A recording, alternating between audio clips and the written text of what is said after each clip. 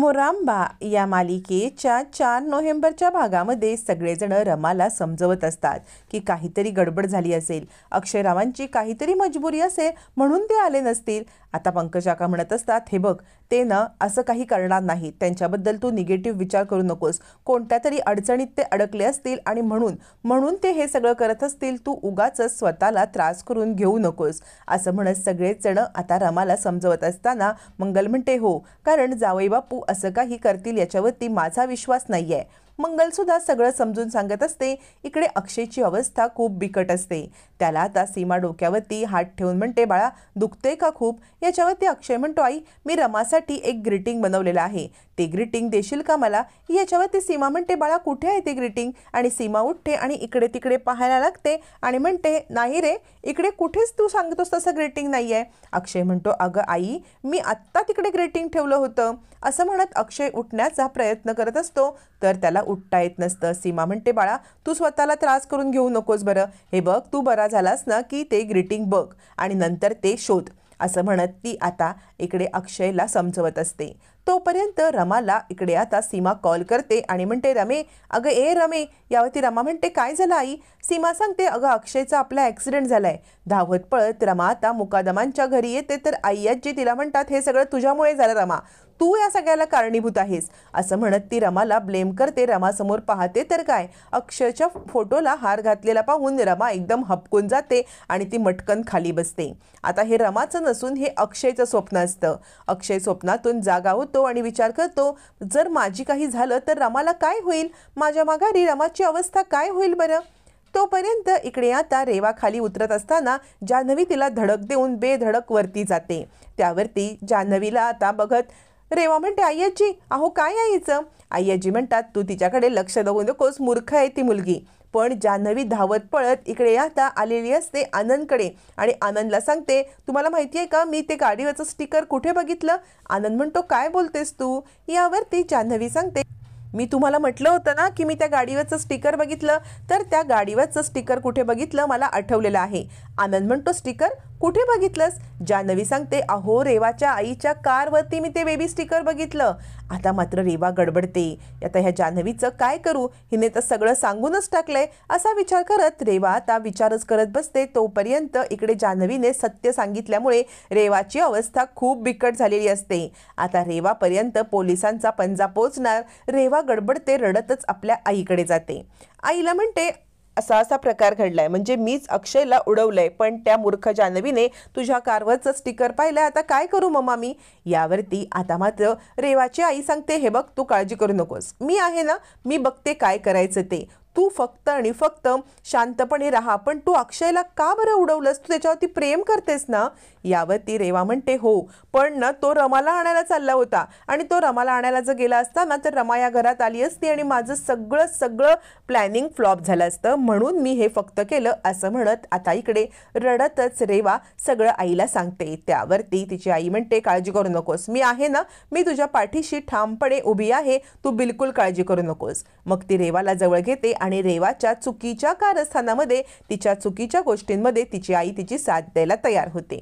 तोपर्यंत रमा इकडे उदास बसलेली असते. तिला आता त्यावेळेला कावेरी येते आणि म्हणते, हे बघ बाळा तू ऐक तरी मी काय बोलते ते, जरा थोडंसं काहीतरी कर, जरा मनाला तुझ्या उभारी वाटेल. पण रमा काही ऐकायला तयार नसते. मग आता मंगल चिडते आणि म्हणते, रमे तू किती दिवस इथे आहेस आणि आता तुला इथेच राहायचं आहे ना? जर तुला इथेच राहायचं आहे तर काम करायला पाहिजे. तुझी आई बघ इतका तिला त्रास होतोय तरी सुद्धा ती काम करतेच आहे ना? मग रमे तुला काय झालं? असं म्हणत कावेरी आता खूप अस्वस्थ होते, कारण मंगल रमाला ओरडत असते. कावेरीला वाईट वाटतं, पण मंगल रमाच्या भल्यासाठीच हे सगळं करत असते. मंगल म्हणते, रमे उठ, तुला बोलले ना मी, उठ पहिले इथून. हे बघ नुसतं बसायचं नाही, तो रंगांचा डबा घे, रांगोळी विंगोळीचं काय ते बघ, या घरात नुसतं बसून चालणार नाही, कामं करायला काय आम्ही दोघी आहोत काय? असं म्हणत मुद्दाम आता मंगल तिला ओरडते. कावेरी म्हणते, का ग मंगल, अगं का तिला बोललीस? बिचारी पोर आधीच कोमेजले बघ. मंगल म्हणते, मला बरं वाटतंय का बोलायला हे? अगं तिला स्वतःला उभारी यायला पाहिजे, तिच्या स्वतःच्या मनालाच पटलं पाहिजे, उठून जरा बसली तर काहीतरी करेल ना, म्हणून बोलले ग मी हे सगळं असं म्हणत मंगल खुलासा करते. मग मात्र रमा आता तो बॉक्स घेते आणि तिथून तडक बाहेर येते रांगोळी काढण्यासाठी. मंगल म्हणते, बघ जरा तरी हे केलान तर तिला उभारी येईल की नाही, म्हणून मी बोलले ग सगळं हे, असं म्हणत आता मात्र मंगल इकडे सगळ्यांना समजावून सांगत असते. मग रमाची थोडीशी उभारी बघून कावेरीला पण बरं वाटतं. तिच्या चेहऱ्यावरती पण एक गोड आनंद येतो. रमा आता पणत्या रंगवते, त्याच्यावरती रमाक्षय लिहिते. आणि आता अक्षय मात्र इकडे वकिलांना बोलवलेलं असतं. अक्षयने वकिलांना बोलवलेलं असतं आणि तो वकिलांना म्हणतो, माझं मृत्यूपत्र करून घ्या, म्हणजे माझ्या पश्चात मला काही झालं तर माझी सगळी प्रॉपर्टी रमाची असेल. सीमाला कळत नाही ह्याला मदत झालंय तरी काय, हा असा का बरं विचार करतोय, असं म्हणत सीमा म्हणते, अक्षय काय चाललंय तुझं. अक्षय म्हणतो, नाही आई, मला काही झालं ना तर रमाचं काय होईल ही मला बेचैन करत आहे सगळं, त्यामुळे मी हे सगळं करून घेतोय, असं म्हणत अक्षय आता मृत्यूपत्र लिहून घेतो आणि सांगतो, माझे 2 फ्लॅट आहेत आणि एक औंधला आहे आणि एक बावधनला. दोन्ही फ्लॅट माझे रमाच्या नावावरती होतील. बिझनेसमध्ये माझा जो हिस्सा आहे तो सगळा रमाचा होईल. माझी जी कॅश आहे ती सगळी रमाची. मी रमाला सोनं दिलंय ते पण सगळं रमाचं आणि माझा प्रॉपर्टीतला सगळा हिस्सा रमाचा असेल. त्यानंतर येणारं प्रॉफिट पण रमाचं असेल. असं सगळं अक्षय आता आपली प्रॉपर्टी रमाच्या नावावरती लिहितो. त्यावेळेला वकील म्हणतात, कुठे आहे तुमची मिसेस, त्यांच्या मला सह्या लागतील. यावरती आता तितक्यात रेवा येते आणि अक्षय औषधं घे. त्यावरती वकील म्हणतात, तुम्ही ह्याच्यावर जरा सह्या करा बरं. आणि त्यावेळेला अक्षय रागारागाने वकिलांकडे पाहतो. आता इकडे रेवा सांगत असते, अक्षय गोळ्या घे. अक्षय हात दाखवतो आणि म्हणतो, हात आहेत ना मला. आणि तोपर्यंत आनंद पोलिसांना घेऊन रेवाच्या घरी पोहोचलेला असतो.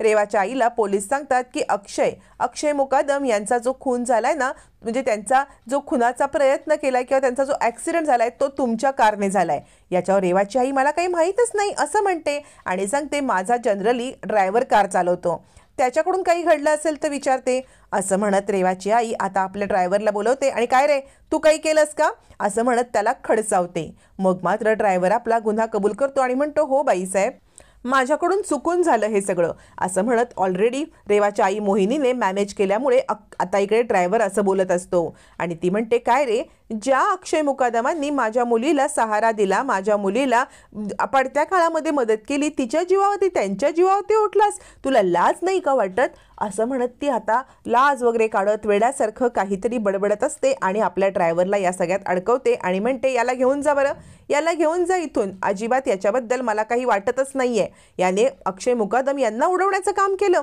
तोपर्यंत आनंद विचार करतो, चला माझ्या मनावरचं ओझं कमी झालं, ज्या माणसाने माझ्या भावाला उडवलं त्याला मी शिक्षा मिळवून दिली. पण आनंदला माहीत नसतं त्याने चुकीच्या माणसाला शिक्षा मिळवून दिलेली असते. तोपर्यंत इकडे त्या ड्रायव्हरची बायको आहे, त्याने म्हणते, बाईसाहेब तुमचं कधीच भलं होणार नाही, पैशाच्या जीवावरती हे सगळं जे करण्याचा निर्णय घेतलाय ना, तर देव वरून पाहतोय, देव पाहतोय, तो तुमचं कधीच भलं करणार नाही. यावरती मोहिनी म्हणते, पैसे दिलेत ना, गप्प बस. आता मात्र ड्रायव्हरची बायको खूप चिडलेली असते, तिला आपल्या नवऱ्याला जेलमध्ये पाठवलेलं आवडलेलंच नसतं. आणि इकडे मोहिनी मात्र विचार करते, चला रेवाची तर सुटका झाली. इकडे आता अक्षय म्हणत असतो, आई याच्यावरती रमाच्या सह्या घ्यायच्या आहेत. त्यावरती आता सीमा सांगते, मी जाऊ का सह्या घ्यायला. अक्षय म्हणतो, तू गेलीस ना तर तू पटकन काहीतरी बोलशील तिला आणि भाऊकपणे सांगशील माझ्या तब्येतीबद्दल, मला माहिती आहे ना तू किती इमोशनल आहेस, ते काही नाही मी कुणासोबत तरी पाठवतो, असं म्हणत अक्षय आता एका माणसाला बोलवतो आणि तो पेपर आता रमाकडे पाठवतो. तोपर्यंत रमा छानपैकी प्रत्येक पंक्तीवरती रमाक्षय लिहित असते आणि इकडे तो माणूस अक्षयचे पेपर घेऊन निघतो. अक्षय म्हणतो, हे बघ या पेपरमध्ये फक्त सही घे, बाकी तिला काही तू बोलू नकोस हा, माझी अवस्था वगैरे. तो माणूस निघताना रेवा त्याला अडवते आणि म्हणते, पेपर माझ्याकडे दे. तो माणूस म्हणतो, ठीक आहे, मी आधी अक्षय सरांना सांगतो. रेवा म्हणते, सांगायची काही गरज नाही, मी घेऊन जाते पेपर. मग तो माणूस निघून गेल्यावरती रेवा त्या पेपरमध्ये फेरफार करते आणि त्याच्यामध्ये डिवोर्स पेपर टाकून आणते. रमा रागारागात डिवोर्स पेपरवरती सह्या करते. कावेरी तिला समजावते, रमे ऐक, पण रमा ऐकायला तयार नसते. मग कावेरी म्हणते, रमा अगं थांब, पण रमा कुठली ऐकायला. त्यावेळेला आता रमा रडत रडत ते पेपर घेऊन अक्षयकडे निघते आणि मनात विचार करते, आज काहीही झालं तरी तुम्हाला मला पाहायचं आहे म्हणून मी तुमच्याकडे येत आहे आणि तुम्हाला पाहण्याची माझी इच्छा पूर्ण होईल, असं म्हणत रमा डिवोर्स पेपर पण अक्षयला एकदा पाहण्यासाठी येत असते. पण मुकादमांच्या घरामध्ये भयानक प्रकार बघून रमा हादरते. इकडे अक्षय ॲक्च्युली झोपलेला असतो, पण रेवा असं ॲक्टिंग करते की अक्षय तिच्या खांद्यावरती डोकं ठेवून आहे आणि ती अक्षयला सांगते, अक्षय झोप बाळा, शांतपणे झोप, काही त्रास करून घेऊ नकोस. रमा हे दृश्य बघून हादरते. तिला वाटतं अक्षयने स्वखुशीने रेवाच्या खांद्यावर डोकं ठेवलंय. आता हा गैरसमज रमाचा कसा दूर होणार हे पाहणं रंजक ठरणार.